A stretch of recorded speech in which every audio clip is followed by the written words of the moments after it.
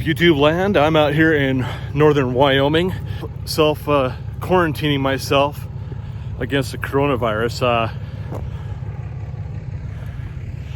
As you can see, there is not a soul near me anywhere. We're out here today in the McCullough Peaks doing some testing on our new suspension. Really, it's just a spacer lift. What do I expect? Well, I got more clearance, so I'm not getting the front hung up anymore, so that's pretty sweet. Mainly it's just to get out of the house and get some nice fresh air. It's about 30 degrees out. Yeah, check that out. I'm wearing a t-shirt. It is pretty nice out here. Sun's out, some clouds overhead, mountains in the back are snow covered, really pretty. Lots of wild horses out here, and it's just a nice way to get the hell out of the house for a while. So we're gonna do a little bit of videoing on this 2018 Ram. We actually use ours. It's not just a pretty show truck like a lot of them on YouTube. We testing out, see if we can get stuck. So far, we've been going through some really slimy mud. There's a lot of bentonite out here.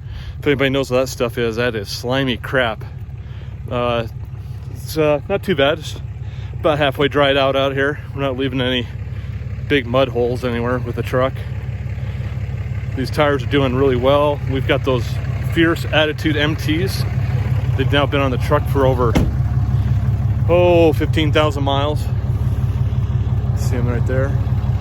There's the truck. So yeah, we'll do some footage here. We're going through a bunch of washouts and see if we can get stuck or not. I still haven't gotten to use my winch on my own truck. It's kind of funny because I got stuck in a frickin' for 3 hours without a winch, and now I can't get stuck in anything. Whatever, we'll see what we can do. If we get stuck, we get stuck, and hopefully there's a tree nearby. As you can see, it's kind of barren out here. They're mostly just like dirt hills, badlands. Fun area to come though. I haven't been out here in probably 15 years. Playing around, driving. This road hasn't been driven much. Doesn't look like it, but it never does when you're out here, because as soon as it rains, all the tire marks kind of get washed away. So anyway, we'll continue on, have some fun out here, take some more video, maybe some drone footage. We'll see. Peace out for now.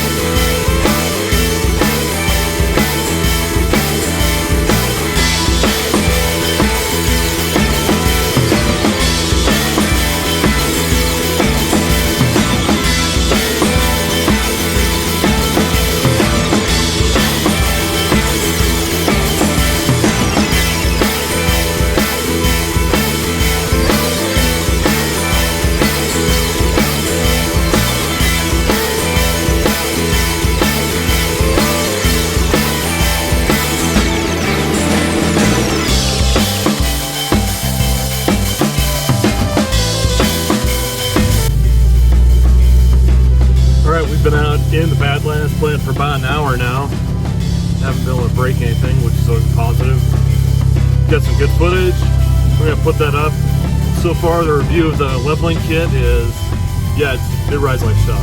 So there you go.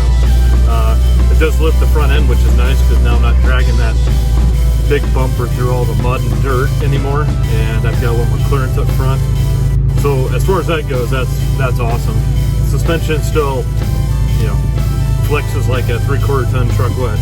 What do you expect? The heavy duty upgraded sway bar links showed up, and I won't name any manufacturers or companies that sold them to me, but let's just say they look like garbage. I'm not pleased with them. I've been trying to get them returned. Whoever welded them, welded them together didn't know how to use a square or maybe a measuring tape, because nothing makes sense. I've never seen anything that poorly fabricated. Going onward, I think I'll just make my own. I want to kind of build some disconnectable sway bars for the front end. The back end seems to flex through its full range of motion. I can't imagine needing a whole lot more rear flex. It's not a locker. Chrysler claims it's a limited slip. I don't know what it is. I know this has the same rear axle as a GM, and they have a gov lock in there. So whether or not, you know, those two things are the same, who knows? But it does work really well. I have been impressed when ever I get in a situation where I'm lifting tires, that back end kicks in and I get right through. It's a pretty good limited slip, I guess. We are at our 30,000 mile mark now. We've had this truck for 1 year. Should probably look where I'm going. That was a pretty steep uphill. And about time to start changing diff fluid. We'll have to put the additive in the rear axle. So we'll go through some of that maintenance stuff we need to do. I'll probably end up changing the transmission fluid as well. I have a guy that does that for about $2. So going forward, some mods that we're kind of looking at doing on the truck, definitely some shocks. The stock ones are taking a beating for the last 30,000 miles. And as we were driving up here, as you can see, I'm bouncing around. Man, the ride was...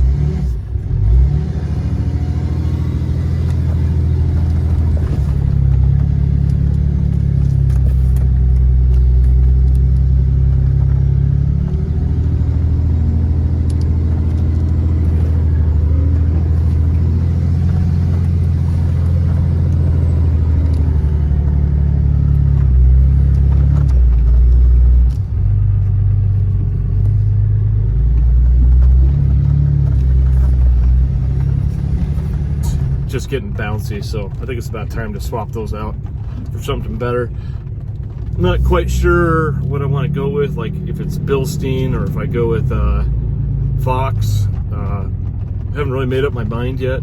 Still looking around. I'd like something with a remote reservoir, at least for the front end. The back end, there's not as much weight on the back end, so I think the back end, you know, is okay. The front end's got a big heavy Cummins diesel over the front end, so that, you know, that really affects your shocks and really makes them wear out quicker as well. Make all that weight moving around.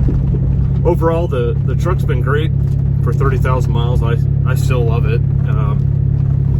It's a great multi-purpose truck for towing, for in-street. I just got a piece of mud flying at the back of my head. That was sweet. And you know, for off-road, you know, it's not a rock crawler by any means. It's way too big for that, but you know, I'm on a lot of trails that we go on, a lot of dirt roads and stuff that we go check out and go exploring. It's a perfect truck for that. I don't think I'd want to use much of anything else. If I'm going to go rock crawling, I'll probably take out either a Jeep or a Land Rover Defender. That's what I would do. Something with solid axles, front and rear. I prefer solid axles. I don't like IFS. There's too much there, in my opinion, to break. You know, if you're driving off road and you break a CV or a ball joint on one of those things, you're just, unless you have one with you, you're kind of screwed. So that's why I stick with solid axles. They're just a lot tougher, especially on a 1-ton. You're not likely to break one. Let's see what we're going down through another wash here. So anyway, that's kind of the thoughts on this truck, and we'll keep building her. Hope you enjoy the videos.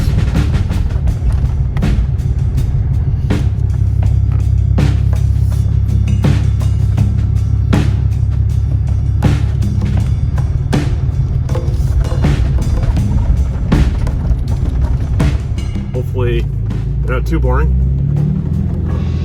We'll see you later. Make sure to like and subscribe. We'll try not to wreck coming up this hill. And we're quarantined in northern Wyoming right now for a week. We're heading back to Utah shortly. And self-quarantine some more. Hopefully the beard will catch any of that nastiness that's floating around, that COVID-19 or coronavirus. I just make sure I drink a big Diet Coke with 3 limes in it every day from Maverick. They have the best soda machines, so, and they always provide lime. I imagine that lime with all that vitamin C in there that I squeeze in every day is going to keep me nice and healthy. I hardly ever get sick anyway. But anyway, we'll catch you next time. Have a great day. Enjoy your time out in the wilderness, and get out there and have some fun.